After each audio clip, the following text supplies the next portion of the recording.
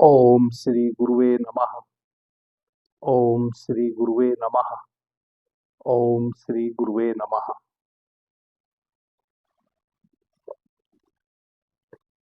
आदरणीय मित्रों, आज की इस प्रश्नोत्तर चर्चा में मैं आपका स्वागत करता हूं। हमारी चर्चा का विषय है, क्या स्वप्न पूरे होते हैं? यदि मैं एक शब्द में कहूं कि हाँ, पूरे होते हैं, लेकिन स्वप्न पूरे नहीं होते हैं, विजन पूरे होते हैं। आज मैं ऐसा आपको विज्ञान बताने जा रहा हूं जो मैं कह सकता हूं कि इस पूरे विश्व में आज की जो हमारी यह चर्चा है वह अनूठी होगी। इस पूरे वर्ल्ड में कहीं भी इस भांति से किसी एक विषय को आपको नहीं समझा सकता कोई। आज मैं आपको यह बताने का प्रयास करूंगा कि आपके स्वप्न पूरे होते हैं और कितनी सहज विधि से पूरे हो सकते हैं, वह सहज विधि भी आपके सम्मुख लाऊंगा। आदरणीय मित्रों, आपके स्वप्न और उन स्वप्नों को पूरा करने वाला यह ब्रह्मांड, यह यूनिवर्स, सब एक दूसरे से संयुक्त है। सर्वप्रथम जब हम संयुक्तता को पहचान लेते हैं अपने भीतर, तो हमारे लिए अति सहज हो जाता है इन बातों को समझना, हमारे स्वप्न पूरे होते हैं या नहीं। जब तक हम मानसिक रूप से ऐसा समझते हैं कि मैं अलग हूं, यह अस्तित्व अलग है, तब तक हमें शंका होती है कि क्या हमारे स्वप्न पूरे हो सकते हैं, और यदि हमारे स्वप्न पूरे हो सकते हैं तो कौन करेगा। आदरणीय मित्रों, जैसा कि मैंने कहा कि आज मैं इस पूरे वर्ल्ड का सबसे बड़ा रहस्य आपके समक्ष उजागर करने वाला हूं। जो आपकी कल्पना है वैसा ही स्वप्न आप देखेंगे, और जिस प्रकार से आप अपने स्वप्न को पूरा होते देखना चाहते हैं वह वैसे ही पूरा भी होगा। सर्वप्रथम आप सभी मित्रों से मेरा अनुरोध है कि मां श्रेष्ठा के इस चैनल को, जिसका नाम द डार्क लाइट है, इसको आप अधिक से अधिक सब्सक्राइब करें और प्रत्येक वीडियो को लाइक करें और कमेंट करें। आने वाले समय में मां श्रेष्ठा अपने इस चैनल पर आपके समक्ष वैसी अद्भुत अद्भुत चीजें लाने वाली है, आप आश्चर्य से भर जाएंगे। आदरणीय मित्रों, इस चैनल का नाम भी मां श्रेष्ठा ने द डार्क लाइट बहुत सोच समझ के रखा है। कैसे अंधेरे में प्रकाश को प्रज्वलित कर देना है, कैसे अंधकार को छांट देना है और सारे जहां को प्रकाशमय कर देना है, मां श्रेष्ठा के इस चैनल का यही उद्देश्य है। जैसा कि मैंने इस चर्चा की शुरुआत में ही कहा, हमें चीजों को अलग अलग देखने की आदत है। यह जो हमें अलग अलग देखने की आदत है, वही हमारे भीतर अविश्वास पैदा करती है।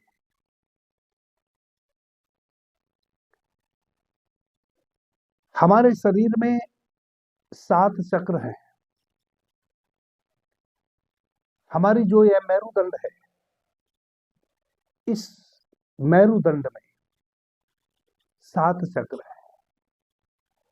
नीचे जहां से मेरुदंड शुरू होती है, जिसको हम रीढ़ भी कहते हैं, वह हमारा प्रथम चक्र है, जिसका नाम है मूलाधार चक्र। द्वितीय जो हमारा चक्र है वह नाभि और मूलाधार के बीच में स्वादिष्ठान चक्र। तीसरा हमारी जो नाभि है जस्ट इसके पीछे, मणिपुर चक्र। चौथा, हमारा जो हृदय है, जस्ट हमारे हृदय के पीछे अनाहत चक्र। और पांचवा, हमारे कंठ में विशुद्धि चक्र। और छठा, जहां मैंने तिलक लगाया है, हमारी दोनों बाहों के बीच में आज्ञा चक्र। और सातवां, जो हमारी यह शिखा है, जब कभी बचपन में आप सभी ने अपने बाल घोटवाए होंगे, उस तरह फिरवाया होगा, तो एक शिखा छोड़ दी जाती थी। वह शिखा जो है, उसका बहुत बड़ा विज्ञान था। अभी तो शिखा छोड़ना ही बंद कर दिए हैं सभी लोग। तो यह जो हमारी यहाँ चक्र है, आप गौर से अपने सिर के यहाँ पीछे देखेंगे, जहां हम शिखा छोड़ देते हैं, यहाँ एक चक्र है, उसको कहते हैं सहस्त्रार चक्र। इस प्रकार से हमारे यह 7 चक्र हैं। सातों चक्रों में विद्युत का प्रवाह हमारी श्वासों के माध्यम से भीतर निरंतर होता रहता है। प्रत्येक चक्र का अपना स्वभाव है, प्रत्येक चक्र में अपनी निहित ऊर्जा है, और प्रत्येक चक्र का अपना स्वभाव है। प्रत्येक चक्र की ऊर्जा अधोगामी होती है, तो वह हमें सांसारिक वृत्तियों में खींच कर ले जाती है। और प्रत्येक चक्र की ऊर्जा जब उधर्व गमन करती है, जब ऊपर की ओर ट्रांसफॉर्म होती है, ऊपर की ओर रीढ़ में गति करती है, एक चक्र की ऊर्जा दूसरे चक्र की ओर ऊपर प्रवाहित होती है, तब वह हमें देवीय शक्तियों के अनुभव कराती है। आदरणीय मित्रों, आज मैं चक्र की बात करने आपसे नहीं बैठा हूं। चक्र को मैंने इसलिए बीच में लाया है क्योंकि जो हम सोपन की विद्या को सीखने जा रहे हैं कि हम कैसे सोपन देखें और कैसे हमारे सोपन पूरे हों, उसमें आपके एक चक्र का बहुत अनिवार्य रोल है। वह है आपका आज्ञा चक्र। चर्चा थोड़ी सी लंबी हो जाएगी, लेकिन बहुत महत्वपूर्ण चर्चा है। जब आप पूरी चर्चा को सुन लेंगे, आप आश्चर्य से भर जाएंगे कि आपके भीतर वह सारी चीजें विद्यमान थी जिनका अभी तक आपको पता नहीं था। एक बात हमें और समझ लेनी है, हमारा जो यह शरीर है, 5 कोष है। सबसे पहला जो हमारा कोष है, वह है अन्नमय कोष। तो यह जो आपका शरीर है, इस शरीर के भीतर ही आपकी समस्त इंद्रियां भी आ जाती हैं, जो अन्नमय कोष का हिस्सा है। आपके चक्षु हैं, आपकी घ्राण इंद्रिय है, आपकी स्वाद इंद्रिय है, आपकी कर्ण इंद्रिय है, आपकी लिंग इंद्रिय है, और आपकी स्पर्श इंद्रिय है, आपकी यह त्वचा, आपका पूरा शरीर। हमारी जो समस्त इंद्रियां हैं, उनके क्या कार्य है? बाहर से नाना प्रकार की इच्छाओं की पूर्ति करना। हमारी जो स्वाद इंद्रिय है, वह नाना प्रकार के स्वाद के लिए ललचाई रहती है। हमारी जो घ्राण इंद्रिय है, वह अच्छी अच्छी खुशबू के लिए ललचाई रहती है। हमारे जो चक्षु हैं, वह सुंदर सुंदर दृश्य के लिए ललचाए रहते हैं। हमारी जो कर्णेंद्रिय है, वह मीठा संगीत सुनने के लिए ललचाई रहती है। इस प्रकार से हमारे इस शरीर की समस्त इंद्रियां, या कहें कि यह पूरा शरीर, क्योंकि समस्त इंद्रियों के जोड़ का नाम ही तो शरीर है, यह इसका कार्य है बाहर से इच्छा प्रकट करना और उस इच्छा की पूर्ति करना। उसमें इच्छा उठी तो, लेकिन कोष में उस इच्छा की पूर्ति का साहस नहीं है, शक्ति नहीं है। किसी भी इच्छा की पूर्ति के लिए हमें शक्ति की भी आवश्यकता है, और शक्ति हमें कहां से मिलेगी? वह मिलेगी हमें इससे अगला जो हमारा कोष है, प्राणमय कोष, शक्ति मिलेगी हमें वहां से। और वहां हमें शक्ति किस रूप में मिलती है? वहां हमें शक्ति मिलती है हमारी श्वासों के माध्यम से। वह जो हम प्रतिपल श्वास ले रहे हैं, श्वास के साथ जो हम प्राण तत्व भीतर ले रहे हैं, वह शक्ति मिलती है हमें उस प्राण तत्व से। वही प्राण तत्व की शक्ति जब हमारे शरीर के एक एक अणु अणु में प्रवेश कर जाती है तो हमारा प्राणमय शरीर निर्मित होता है। जब हमारा प्राणमय शरीर निर्मित होता है तो फिर क्या होता है, किसी भी क्रिया को करने की शक्ति हमें उत्पन्न हो जाती है, हम शक्तिशाली हो जाते हैं।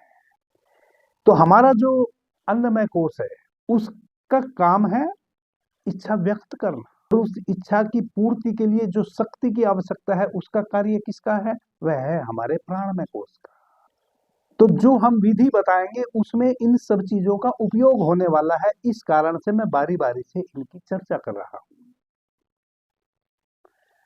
मेरी जो चर्चाएं हैं वह लंबी इस कारण से ही हो जाती है क्योंकि मैं आपको प्रत्येक विषय के ऊपर समझाना चाहता हूं। यदि मैं सीधा सीधा आपको कहूं कि आप अपनी श्वासों को ऐसे भीतर लीजिए और यह प्रयोग कीजिए, तो कुछ मित्रों को तो विश्वास होएगा कि ऐसा हो सकता है, कुछ मित्र उलझन में पड़ जाएंगे कि श्वास तो हम हमेशा ही लेते हैं, कहाँ कुछ होता है। जो मैं आगे बताने जा रहा हूं उसका विज्ञान पहले आपको समझा रहा हूं ताकि आपकी श्रद्धा बने। जब तक आपकी श्रद्धा ना बनेगी किसी भी चीज के प्रति तब तक आप सफलता हासिल नहीं कर सकते, चाहे वह कोई भी कार्य हो। आदरणीय मित्रों, आपके जो ये दो नोजल हैं ये यहां से शुरू होते हैं और इनका अंत होता है आपकी रीढ़ की हड्डी में नीचे, जो आपका मूलाधार चक्र है, आपका पहला चक्र। आपकी प्रत्येक श्वास उस मूलाधार चक्र तक जाती है। कैसे जाती है, आपने भीतर श्वासों को लिया, या तो आप अपने दाहिने स्वर से नोजल से श्वास भीतर लेंगे, या तो आप अपनी दाहिनी नासिका से श्वास भीतर लेंगे, या आप बाईं नासिका से श्वास भीतर लेंगे। इस चैनल पर मैंने स्वर विज्ञान से संबंधित बहुत सी चर्चाएं की हैं, उनमें श्वासों का विज्ञान पूरी तरह मैंने बताया है।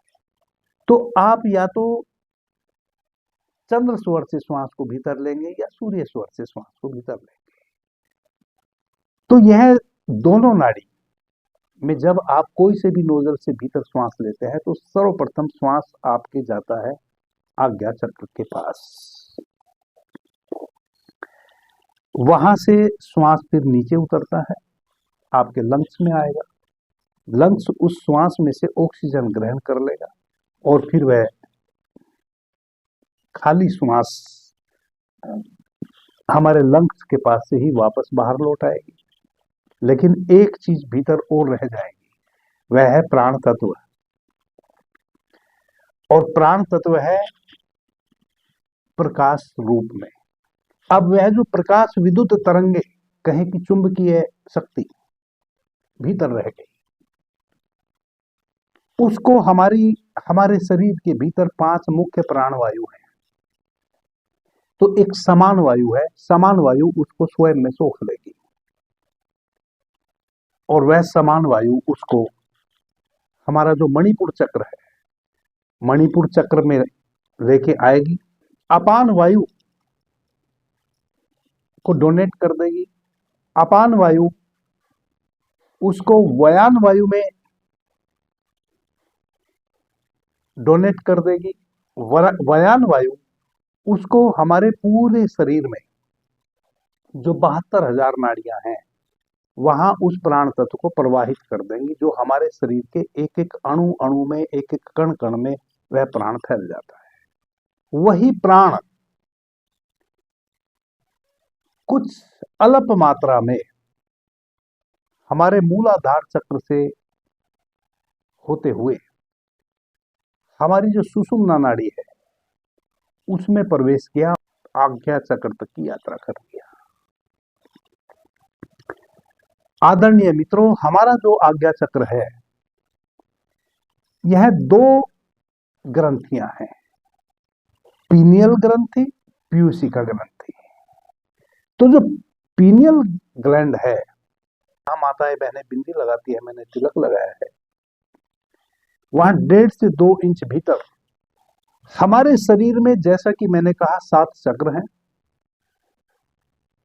5 कोष हैं, 5 प्राणवायु हैं, और 5 तत्वों से हमारा यह शरीर निर्मित है, पृथ्वी, जल, अग्नि, वायु और आकाश। आदरणीय मित्रों, प्रत्येक 7 वर्ष में बहुत बड़ा बदलाव आता है, मन के तल पे, शरीर के तल पे और चेतना के तल पे। तो जो पहले 7 वर्ष है हमारे जीवन के, स्त्री हो या पुरुष हो, आपने देखा होगा, स्त्री हो या पुरुष हो, लड़का हो या लड़की हो, पहले 7 वर्ष में दोनों की आवाज एक जैसी होती है। लड़का बोल रहा है कि लड़की बोल रही है, यदि आप उनको जानते ना हो और सामने से ना देख रहे हो, केवल आवाज सुन रहे हो, तो आप पता नहीं कर पाएंगे कि लड़के की आवाज है कि लड़की की आवाज है। पहले जो 7 वर्ष हैं जीवन के, उसमें लड़का और लड़की की आवाज एक जैसी होती है। जैसे ही 8वें वर्ष में प्रवेश होता है, तैसे ही आमूलचूल परिवर्तन होते हैं। लड़की में जो स्त्री के तत्व हैं वह बढ़ने शुरू हो जाएंगे और लड़के में जो पुरुष के तत्व हैं वह बढ़ने शुरू हो जाएंगे। 8वें वर्ष में प्रवेश करते ही जो लड़का है उसकी आवाज में धीरे धीरे भारीपन आना शुरू हो जाएगा और दूसरा चक्र जो 14 साल में पूरा होना है, 14 साल तक वह चक्र पूरा होते होते पूरी तरह एक लड़का नवयुवक बन जाएगा। आप हर प्रकार से पता कर सकते हैं कि यह लड़का है। उसके ओठों पे मूंछों के रेगे आ जाएंगे, उसकी आवाज 100% पुरुषों के जैसी हो जाएगी, यानी कि भारी हो जाएगी। उसकी चाल ढाल बदल जाएगी। अभी जब वह 7 वर्ष का था तो लड़का और लड़की की तरह ही एक लड़का भी चलता था और कुछ भी पहन भी लेता था। अब उसमें वह सारे गुण विद्यमान हो गए हैं जो एक पुरुष में होने चाहिए। 14 वर्ष की आयु होते होते वह पूर्ण पुरुष बन जाता है और एक लड़की पूर्ण स्त्री बन जाती है। जैसे ही 2 चक्र पूरे होते हैं, एक लड़का पूर्ण पुरुष बन जाता है और एक लड़की पूर्ण स्त्री बन जाती है। तो यह तो एक शारीरिक क्रियाकलाप हुआ। एक और घटना घटती है भीतर। वह घटना घटती है कि जो पीयूषी का ग्रंथि है वह जन्म से ही, जैसा कि मैंने 2 ग्रंथि बताई, एक पाइनियल ग्रंथि और एक पीयूषी का ग्रंथि, जो हमारे आज्ञा चक्र में स्थित है। दोनों ग्रंथियों का काम क्या है? जो पीयूषी का ग्रंथि है उसको पाइनियल ग्रंथि उसके ऊपर ऐसे उसके मुंह को बंद करके बैठी हुई रहती है। जैसे ही एक युवक या युवती 8वें वर्ष में प्रवेश करता है, तैसे ही जो पाइनियल ग्रंथि है, पीनियल ग्रंथि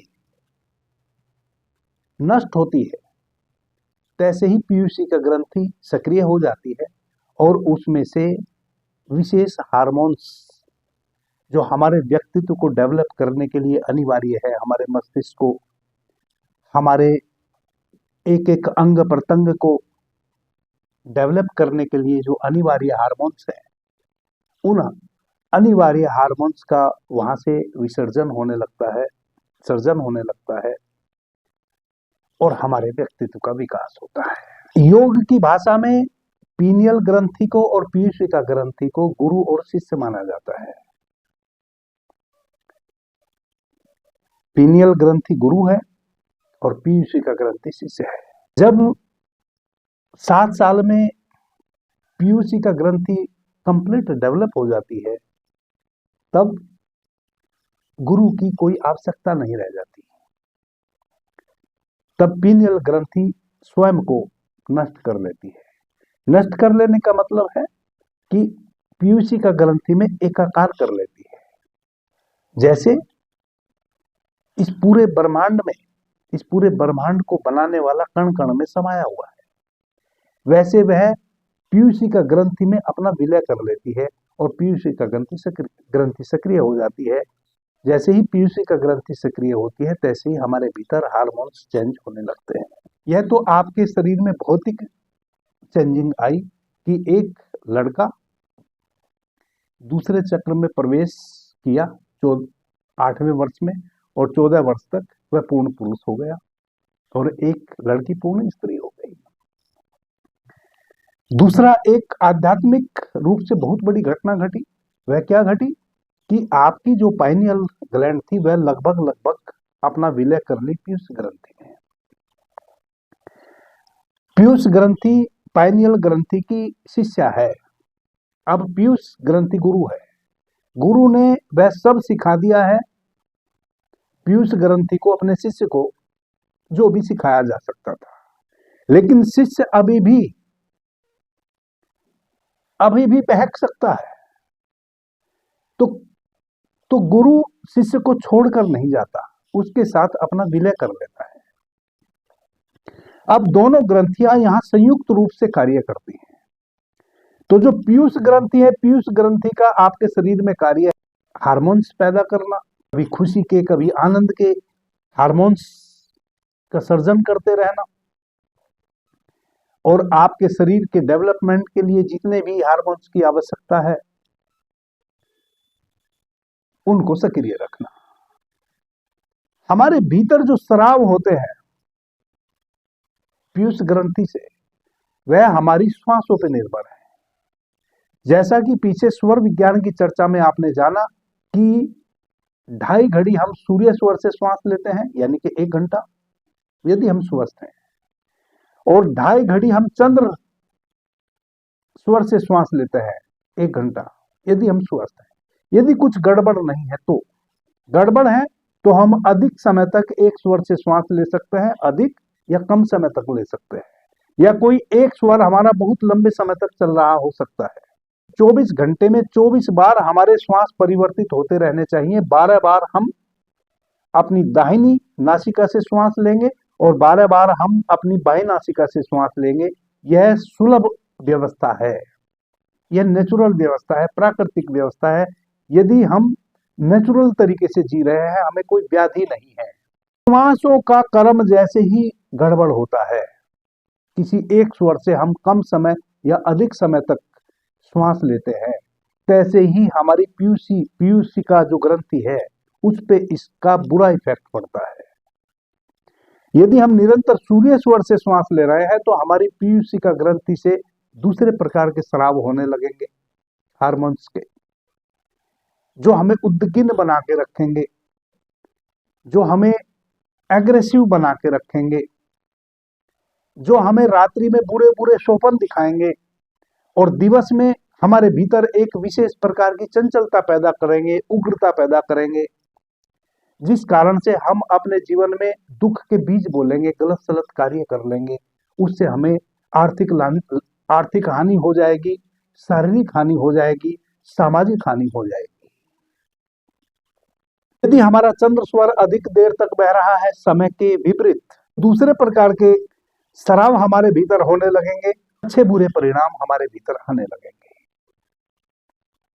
आदरणीय मित्रों, इस कारण से श्वासों से हमारी पीयूषिका ग्रंथि और हमारी पाइनियल ग्रंथि दोनों का संबंध है।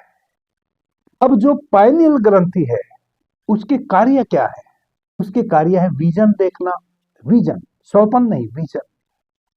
विजन किसको कहते हैं? जो घटने वाला है वही हमें दिख रहा है, या जो मैंने अपने मन में आज ठाना है कि मैं आज की रात्रि यह स्वप्न देखना चाहता हूं, जो आपने संकल्प लिया, जो विचार किया, वही विचार आपको निरंतर भीतर प्रवाहित होता रहे और वह विजन में परिवर्तित हो जाए। और जब भी कोई विचार हमारा विजन में परिवर्तित होता है तब वह 100% वैसी ही घटना घटती है जैसा वह विजन में परिवर्तित हुआ है। स्वप्न तो हम यूं ही देखते रहते हैं बेवजह। यदि आप भूखे सो गए हैं रात्रि में तो आपको भोजन से संबंधित स्वप्न आने शुरू हो जाएंगे। यदि आप दिन में किसी से झगड़ा करके आए हैं तो झगड़े से संबंधित आपको स्वप्न रात्रि में आने शुरू हो जाएंगे। तो जो स्वप्न आप देखते हैं वह तो यह जो हमारा शरीर है और इस शरीर की जो ये समस्त इंद्रियां हैं, इन इंद्रियों के माध्यम से जो भी आज आप सुख लिए हैं या दुख लिए हैं, उन्हीं से जुड़े हुए आप पूरी रात्रि स्वप्न देखते रहते हैं। स्वप्न का कोई मूल्य नहीं है, मूल्य है विजन का। विजन होते हैं सच्चे। यह आज्ञा चक्र है जिसको हम कह रहे हैं पाइनियल ग्रंथि, जिसको हम कह रहे हैं पीनियल ग्लैंड, पीनियल ग्रंथि। यह दूर श्रवण का कार्य करती है। दूर श्रवण का मतलब जो अब हम इन कानों से जो हम ना सुन सकते हो। श्रवण का मतलब सुनना नहीं होता है, श्रवण का मतलब दृश्य होता है, वही विजन है।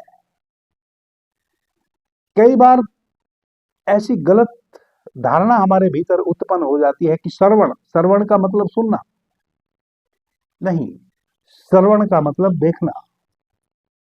लेकिन क्या देखना? जब हम इन आंखों से देखते हैं तो हम दृश्यों को देख रहे हैं, लेकिन जब हम आंख बंद करके देखते हैं उसको हम कहते हैं श्रवण। जो प्रकाश रूप में चीजें हमें दिखती हैं उसको हम कहते हैं श्रवण।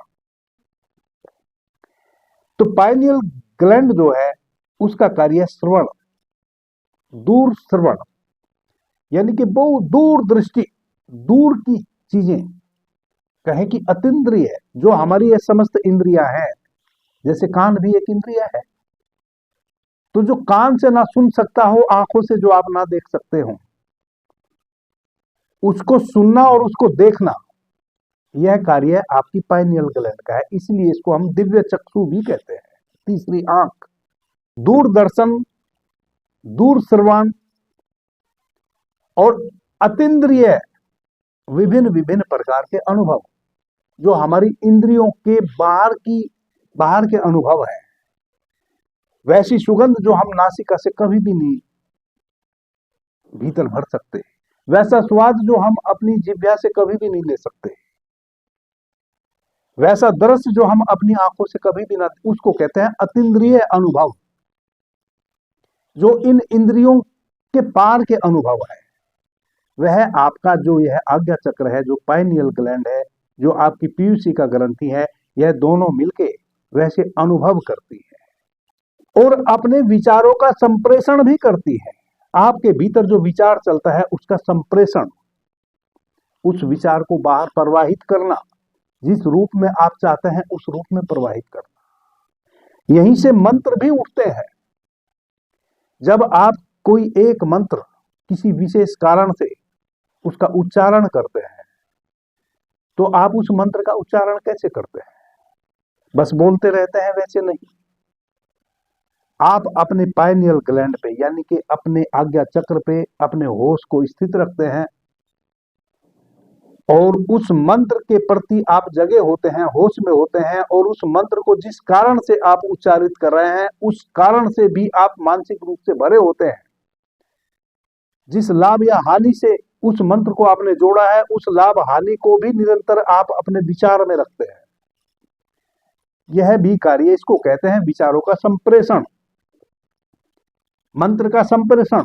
मैंने मंत्र कोई जपा और उसको बाहर संप्रेषित कर दिया, तभी तो उस मंत्र का रिजल्ट आएगा, जिस कारण से भी मैंने मंत्र का उच्चारण किया है। तो हमारी जो यह पीयूसी का ग्लैंड है, इसका कार्य है विचारों को संप्रेषित करना। तो सर्वप्रथम तो आप अपनी जो इंद्रिय है, इंद्रिय का ही उपयोग करेंगे ना। सर्वप्रथम तो जो भी विचार आप लाएंगे वह अपनी इंद्रिय से ही लाएंगे ना। तो अपने इस अन्नमय कोश से शुरू करना है और प्राणमय कोश का सहारा लेते हुए प्राणमय कोश से मनोमय कोश में प्रवेश कर जाना है, जहां हम स्वप्न देख सकते हैं, विजन देख सकते हैं। अब हम आ जाते हैं विधि पे। आदरणीय मित्रों, बिल्कुल शांत चित्त, मौन बैठ जाएं। कभी भी अपनी रीढ़ को बिल्कुल सीधा रखें। क्यों रखें? आप समझ गए होंगे कि हमारी जो यह रीढ़ है, इसका पहला चक्र मूलाधार चक्र, जहां से रीढ़ हमारी शुरू हुई है, और अंतिम जो चक्र है वह है सहस्त्रार चक्र। और इन दोनों चक्रों के बीच में हमारे 5 चक्र और हैं। जब हम श्वास भीतर लेते हैं, श्वास के साथ जो प्राण तत्व भीतर लेते हैं, उस श्वास से ऑक्सीजन तो हमारे लंग्स ने ले ली, लेकिन प्राण को हमारे मूलाधार चक्र तक प्रवाहित होना पड़ा। तो फिर मूलाधार चक्र से वही प्राण हमारे आज्ञा चक्र पे आएगा, तो ही हम जिस विधि को करने जा रहे हैं उसका लाभ उठा पाएंगे। वरना तो केवल मानसिक रूप से हम क्रियाकलाप करके रह जाएंगे, अनुभव हमें कुछ भी नहीं होगा, लाभ कुछ भी नहीं होगा। तो किसी भी ऊर्जा को ऊपर नीचे, यदि आपके घर में एक पानी का पाइप होता है, आप अपने पौधों को पानी दे रहे हैं पाइप से, जैसा ही पाइप कहीं मुड़ जाता है तैसे ही पानी आगे जाना बंद हो जाता है। वैसे ही आपकी यह रीढ़ है, आपकी रीढ़ में ही यह सातों चक्र हैं। आप रीढ़ बिल्कुल सीधी रखेंगे तो ऊर्जा का जो प्रवाह है वह बिल्कुल उचित मात्रा में ऊपर नीचे गति करेगा। तो बिल्कुल रीढ़ सीधी करके बैठ जाए। यदि किन्हीं मित्र को पालथी मारने में कोई समस्या है, घुटनों में दिक्कत हो सकती है, कोई भी पैरों में प्रॉब्लम है, पालथी नहीं मार सकते हैं, सबसे अच्छा है वज्रासन, सिद्धासन, सुखासन या पद्मासन। यह 4 आसन, यदि हमें अपने चक्रों की ऊर्जा पे कोई कार्य करना है तो यह 4 आसन बहुत ही महत्वपूर्ण है। जिन मित्रों को इन चारों आसन में से कोई आसन सधा हुआ हो पहले से, वह इनमें से किसी भी एक आसन का उपयोग करे बैठने में। सधने का मतलब है जिसमें हम तनाव रहित बैठ सकते हो कुछ समय तक। दूसरी बात, हमेशा आप भैरव मुद्रा में बैठें। यह जो हमारा बायां हाथ है, इसके ऊपर दाहिने हाथ को ऐसे टिका ले, अंगूठों को ऐसे मिला ले। इससे क्या है कि आपके शरीर में जो ऊर्जा है, जैसा कि मैंने कहा कि प्राण ऊर्जा आपके शरीर के एक एक अणु अणु तक, एक एक कण कण तक फैली हुई है। हमारे शरीर के भीतर 3.5 लाख के करीब प्राणवाहिनी नाड़ियां हैं, जो केवल विद्युत तरंगों को अपने में शोषित करते हैं, ना कि किसी लिक्विड को। और वह हमारे पूरे शरीर में अंकुर की तरह फैली हुई है। हमारे भीतर से जो विद्युत है, जो प्राण है, जो शक्ति है, उसके बहुत सारे द्वार हैं जो हमारे शरीर से वह बाहर विसर्जित होती है। मुख्य द्वार है हमारी चक्षु, जो निरंतर कुछ ना कुछ बाहर देखती रहती हैं और ऊर्जा का व्यय करती रहती है। कान, जो निरंतर सुनते रहते हैं कुछ ना कुछ। नासिका, जो सूंघती रहती है। जिह्वा तभी स्वाद लेती है जब आप कोई चीज अपने मुंह में डालते हैं। और ये जो हमारे हाथ हैं, कल भी हमने चर्चा की थी कि हम भूतों को अपने घर में कैसे पहचाने। कल का जो हमारी चर्चा थी, बहुत महत्वपूर्ण चर्चा थी। हम अपने हाथों से भूतों को स्कैन कर सकते हैं अपने घर में। यदि हमारे घर में कोई भी नेगेटिव वृत्ति है, भूत है, प्रेत है, किसी भी प्रकार की नेगेटिव ऊर्जा है, उसको हम अपने से स्कैन कर सकते हैं। वह विधि मैंने कल बताई है विस्तार से। और उन नेगेटिव ऊर्जा को स्कैन करके वहां से समाप्त भी कर सकते हैं। वह हमारी इन हाथों की हथेलियों में शक्ति है। तो हमारी हाथों की इन हथेलियों से बहुत ऊर्जा बाहर बहती है। बाहर ऊर्जा ना बहे, उसके लिए हम हमेशा भैरव मुद्रा में बैठे। इस हाथ की ऊर्जा इस हाथ में और इस हाथ की ऊर्जा इस हाथ में प्रवाहित होती रहेगी, एक वर्तुल बना लेगी, ऐसे बाहर नहीं बहेगी। और चूंकि हम जिस प्रयोग को करने जा रहे हैं उसमें हमें अत्यधिक ऊर्जा की जरूरत है। यदि किसी भी द्वार से हमारी ऊर्जा बाहर बहेगी तो हमें अपने आज्ञा चक्र पे ऊर्जा की कमी हो जाएगी, हम उस प्रयोग को नहीं कर पाएंगे, सफल नहीं हो पाएंगे। तो भैरव मुद्रा में गोद में अपने हाथ रख लें। अब जोन सी नासिका से भी श्वास चल रहा हो आपका, आप देखें कि चंद्र स्वर से श्वास चल रहा है कि सूर्य स्वर से श्वास चल रहा है। वैसे ही प्रकार का आप विजन लेके आए। जैसे सूर्य स्वर का आप स्वभाव जानते हैं, मैंने स्वर विज्ञान में अच्छे से पीछे बताया है। चंद्र स्वर का भी स्वभाव आप जानते हैं।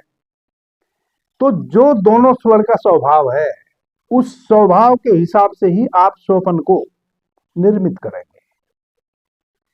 यदि आपको कोई एग्रेसिव कार्य करना है जिसमें अत्यधिक शक्ति की आवश्यकता हो, जहां एग्रेसिवनेस की जरूरत हो, जहां थोड़ा सा आपको कठोर होने की जरूरत हो, तब आपको सफलता मिलने के योग बनते हो, तो आप सूर्य स्वर से संबंधित स्वप्न को देखें और उसको विजन में लाएं, जैसे मैं बताऊंगा वैसे। और यदि आपको सरल, सौम्य और स्थायी कार्य करने हैं, किसी स्थायी कार्य में सफलता हासिल करनी है, यानी कि जो भी सफलता हासिल करनी है वह अस्थायी हो, लंबे समय तक टिकने वाली हो। हमारे मन में कई प्रकार के कार्य होते हैं ना। एक हमारा कार्य कहीं अटका हुआ है, उसको बस हमें वहां से उस अटकाव को दूर कर लेना है। यह हुआ त्वरित कार्य, इसको हम सूर्य स्वर में कर सकते हैं। एक हुआ कि कोई कार्य हमने शुरू किया, वह पूरा भी हो गया, लेकिन उससे हमें जो लाभ है वह बहुत लंबे समय तक मिलता चला जाए, एक वैसा कार्य हुआ, उसको हम चंद्र स्वर में करते हैं।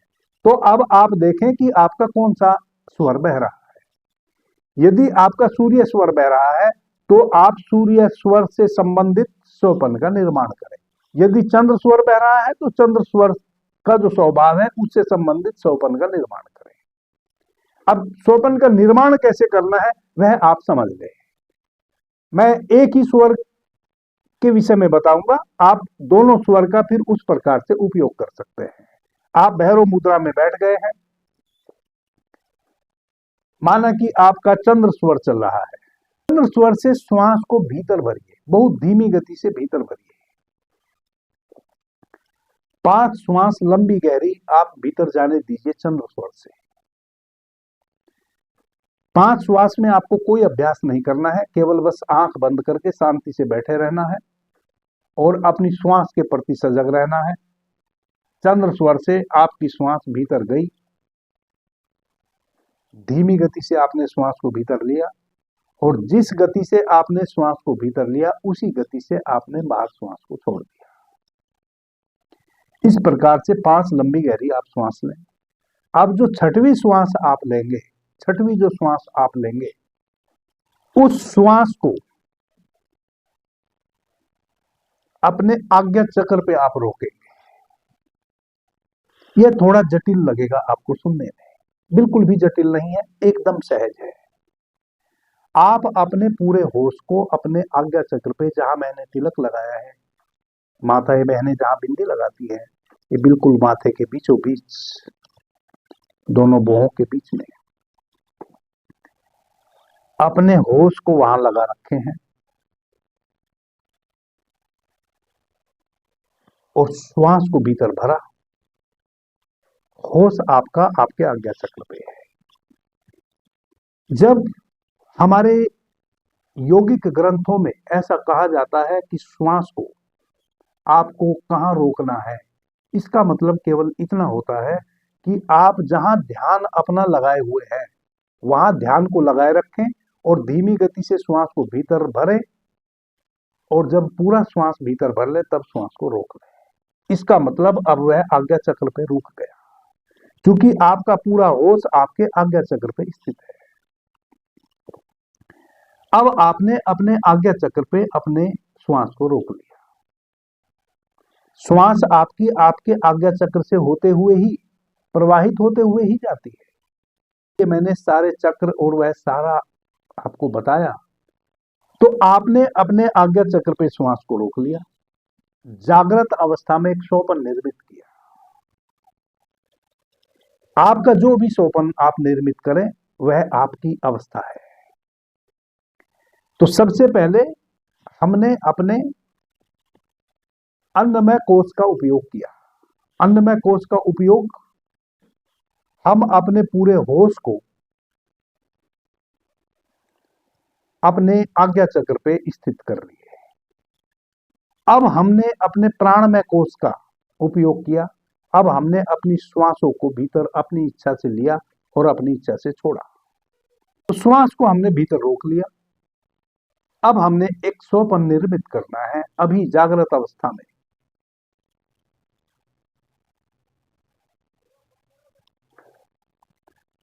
मैं सुबह उठा, सुबह उठकर स्नान किया, स्नान करके फला कलर के मैंने वस्त्र पहने, फला जूते पहने। उसके उपरांत मैंने अपनी दुकान की चाबी उठाई, अपना स्कूटर स्टार्ट किया या जो भी आपके पास वाहन है, अपनी दुकान पे गया, दुकान का ताला खोला। किस प्रकार से ताला खोला, कैसे मैंने शटर को उठाया, अपने दुकान के भीतर की सफाई की, चीजों को यथास्थान पे सुसज्जित किया। और अब मेरे पास ग्राहक आने शुरू हुए, निरंतर ग्राहक आने शुरू हो गए। एक क्षण का भी कोई गैप नहीं। एक व्यक्ति गया, दूसरा आया, दूसरा गया, तीसरा आया। इस प्रकार से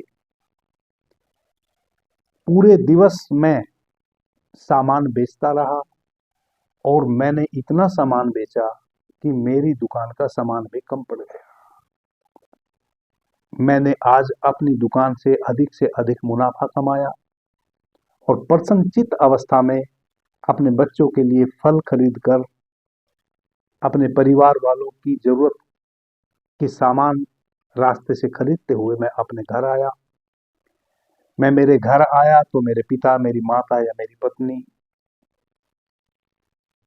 मुझे आज पहली बार प्रसन्नचित्त अवस्था में देखकर प्रसन्नचित्त हुए। उन्होंने सर्वप्रथम मेरे से यही पूछा कि आज आपको क्या मिल गया। यह एक बहुत लंबा विजन हो गया, बहुत लंबा सोपन हो गया। मैं केवल आपको बताने के ख्याल से यह विचार दोहरा रहा हूं। आप अपना सोपन छोटा रख सकते हैं और जो भी आप अपने जीवन में चाहते हैं कि वैसा हो, वैसा ही आप अपना सोपन क्रिएट कर सकते हैं।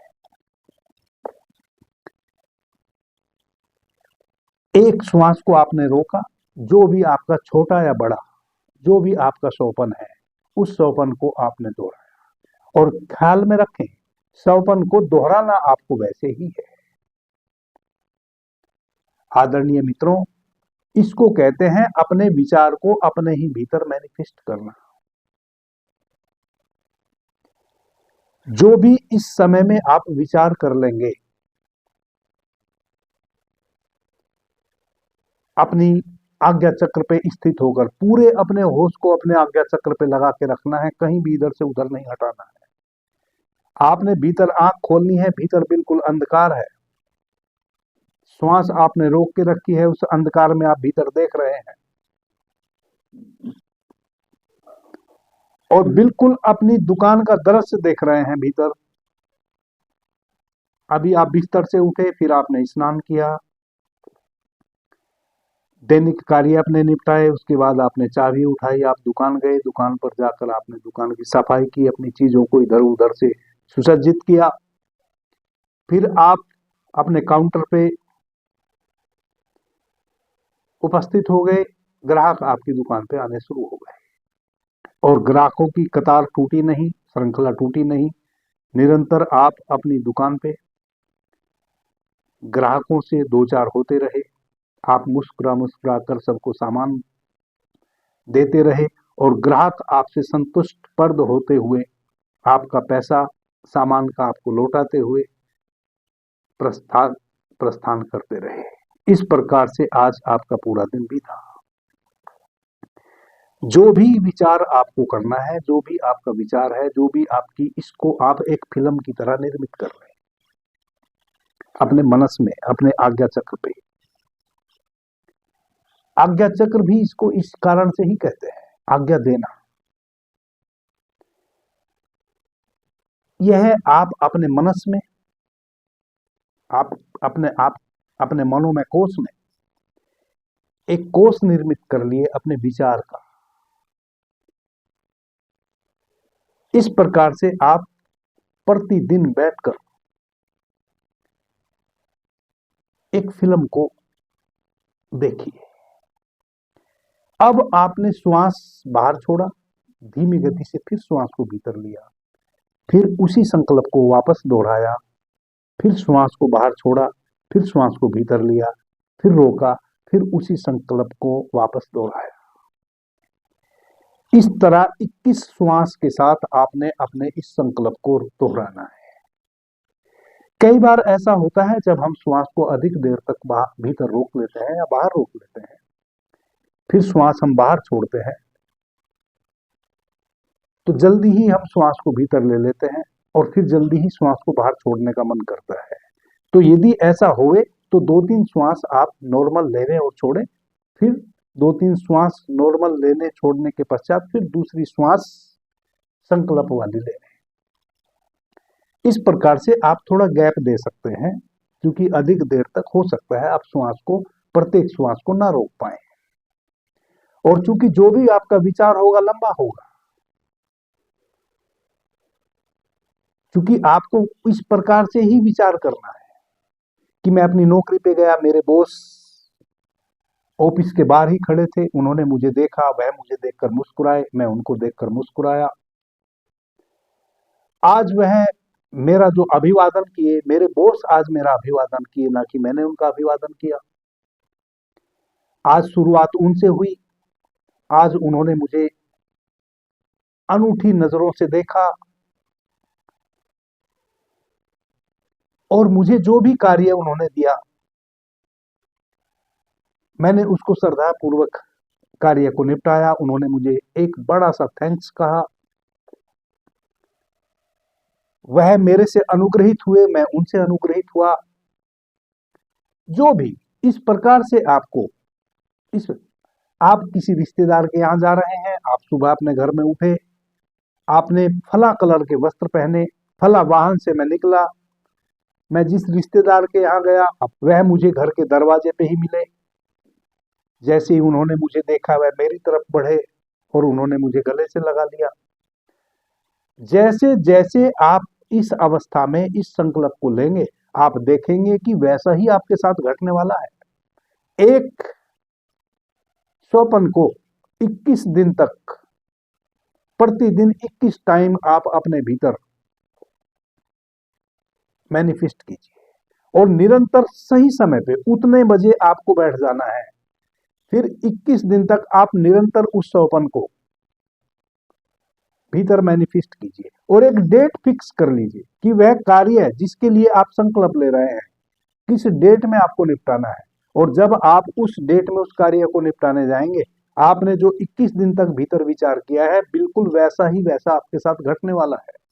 यदि आप किसी रिश्तेदार के यहाँ जाने वाले थे और आपने संकल्प लिया है कि मैं फला डेट में जाऊंगा और वह मुझे इस प्रकार से मेरे साथ बिहेव करेंगे, वह ऐसे मुझे मिलेंगे और जब मैं उनके यहाँ से चलने लगूंगा वह मुझे इस प्रकार से सी ऑफ करेंगे, बिल्कुल वैसी ही घटना घटेगी, बिल्कुल सेम वैसी ही घटना घटने वाली है। जो भी आपका स्वप्न है उस स्वप्न को आप निर्मित कर सकते हैं स्वयं से, और उस स्वप्न को निर्मित करके फिर रात्रि में उस स्वप्न को विजन के रूप में आप देख सकते हैं।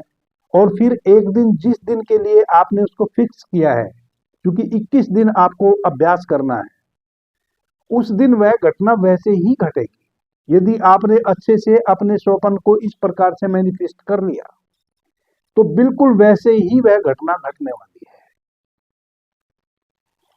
अभी के लिए इतना ही। आपने मुझे ध्यान से प्रेम से सुना, उससे मैं बहुत अनुग्रहित हूं। सभी मित्रों को मेरा प्रणाम, धन्यवाद। जय श्री राम।